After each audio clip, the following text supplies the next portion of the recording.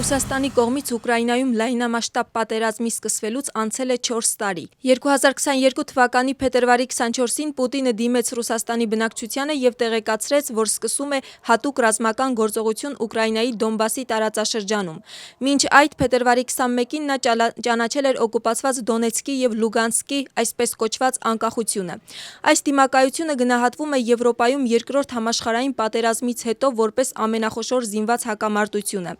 Մինչ պատերազմի սկսվելը Ռուսաստանը վերահսկում էր Ուկրաինայի տարածքի մոտավորապես 7%-ը, այդ թվում Ղրիմի, Դոնեցկի եւ Լուգանսկի տարածաշրջանների որոշ մասերը։ Իսկ այսօրվա դրությամբ ռազմական վերլուծաբանների գնահատմամբ Ռուսաստանը զբաղեցնում է տարածքի 19%-ը։ Կրեմլը պաշտոնապես չի հրապարակում ռազմական կորուստների տվյալները, սակայն վերլուծաբանների գնահատմամբ 4 տարվա ընթացքում Ռուսաստանը ունեցել է մինչև 1.2 միլիոն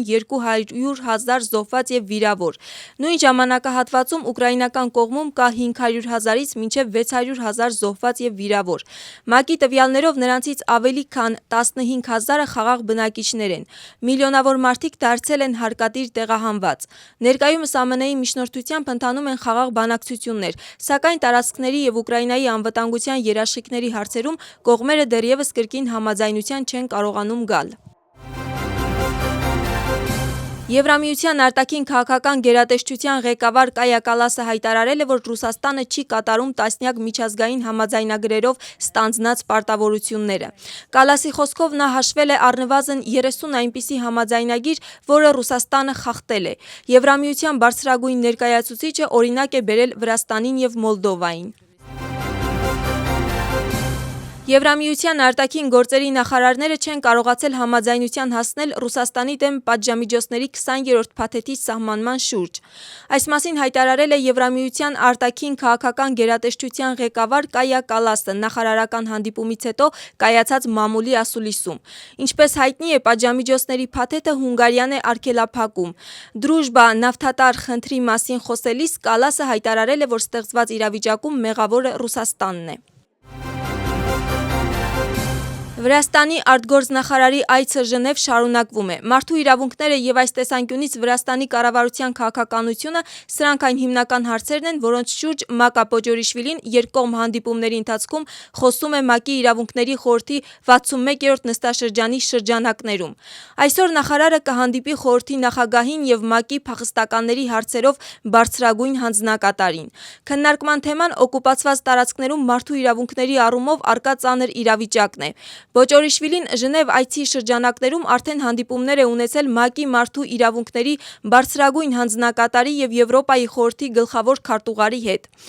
Արտգործնախարարը խոսքով դիմել է նաեւ նստաշրջանի մասնակիցներին եւ խոսել երկրում մարդու իրավունքների ոլորտում ձեռնարկված քայլերի ու առկա ռազմավարության մասին։